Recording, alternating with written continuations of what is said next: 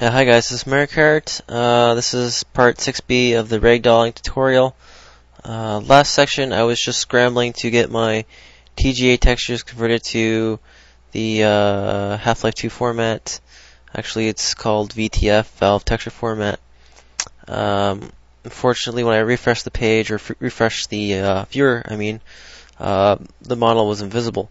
The reason behind that is because I'm not quite familiar with VTEFEdit.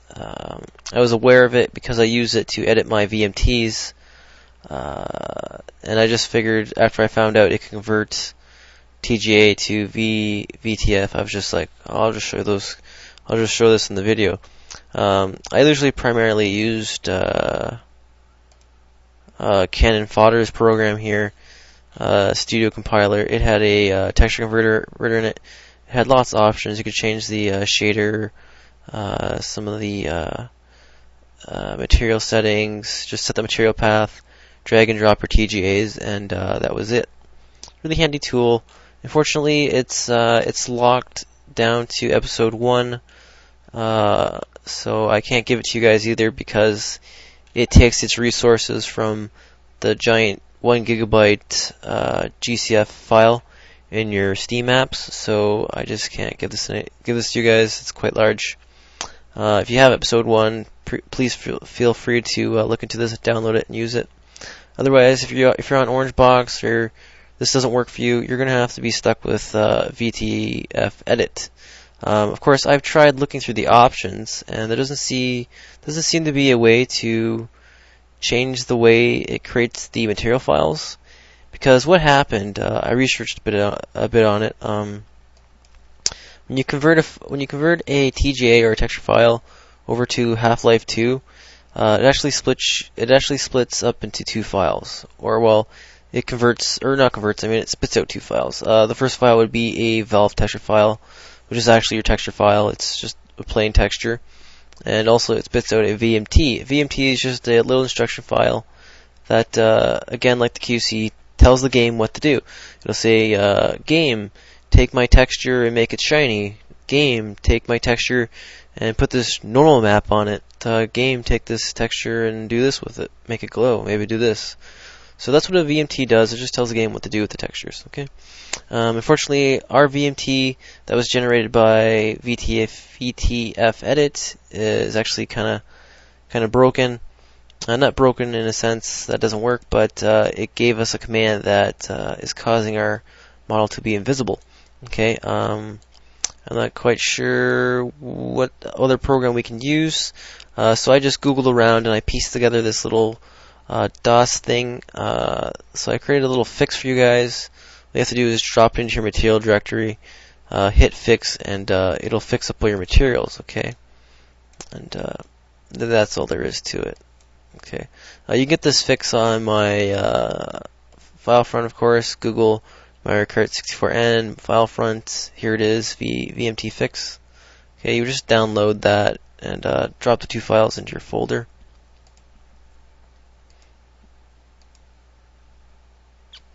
There we have it here. Okay, these are the 2 files here. You just drop that in there, and then you would just double click on Fix. Okay, just patches all the VMTs for you. Now when you go to refresh, there's your model. Okay. Alright. Just one last area I have to cover with the materials is the eyes. Obviously the eyes aren't set right. One's green, one's blue. That's not what we wanted. I'm gonna take a iVMT from FluxMage's compile here of Samus, just to show you guys what's different between what's going on here. Okay, so this is FluxMage's VMT here, and I'm going to show you the one that we have. We're going to use this one, for example. First off, it's using vertex lit generic, which is basically telling the game treat it as a regular texture. Okay. Well, eyeballs aren't regular textures; they actually need the command eyes. So we're just going to copy FluxMage's QC completely over here and see what happens. Okay. I'll save. Okay. Just going to refresh really quickly. And then you can see the eyes on there. Oh shoot, it's not really moving. Okay, I know why it's doing that. I think I just fudged up the QC. Last time I told you guys to paste the coordinates of the eye in the QC. I think there has to be a differential there, just to go behind the eye so it pivots a little bit. So I'm going to take, this is the x-axis, this is the y-axis. That controls the front and backwards.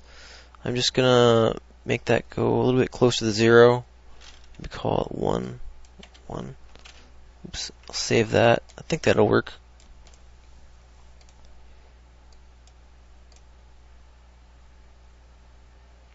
Anyway, while it's compiling there, I'll just show you guys how to make your own texture instead of using Flux Mages. Right here in our face texture, I can see there's an eyeball already included. So I'm just going to take that. I'm just going to crop that. You can see I've already cropped it, but I'll just re-show you guys. Cut this out like that. I'm using Paint Shop, of course. If you need a VTTF plugin for your Paint Shop, of course you can grab that on NEM's site right here. Just type in NEM VTTF plugin for Photoshop. Okay, it works for Paint Shop, Photoshop as well. Anyway, that's why I imported it. So I'm just gonna resize that. Half-Life 2 only supports sizes of powers of 2, so only pixels of dimensions of 2, 4, 8, 16, 32, 64, 128, etc. Okay, so I'm just going to use 64 because my dimensions are roughly close to that. So there's the eye. I'm going to save this as a copy. Save as. I'm going to call it as eyes. Sure, I'll just call it eyes. Save it as that, and save it as a compressed texture. It's okay. It should pop up in here. Here it is. Okay, last thing we have to do is just sub in our eyes into this copied and pasted VMT command here. Of course, we're in the models directory, but under Sayoko, and of course, we're using texture now called eyes. I'm just going to copy this path over here, over on the iris.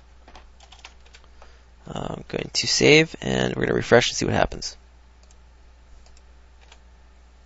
And there you go. The eye is obviously there and moving now. I'm pretty sure the differential you can change right here on the y-axis. It just moves the eye closer or farther away to the pivot that you created here. You can actually see the attachment if you click on here, eyes. So you just want to create the pivot to go maybe like a little behind the face pivot there. So yeah, you just can change that there. Maybe if the range is too much or too little, give a different differential. Okay. Anyway, we're just going to copy that this new VMT script we created here. We're just going to paste that into the other eyeball VMT we have for the right one. I'll just paste that here. Save that, of course. Close that now. Refresh again, and there you go. Those are the eyes. Okay. The eyes may seem a little bit narrow. I'm going to try and fix that. Let's see if I can fix that. Yeah. Let's square it up a bit. Save it again. Okay, so we're going to refresh again. That's a little bit better. Okay, so there you go. Eyes are done. Face flexing is done, yes.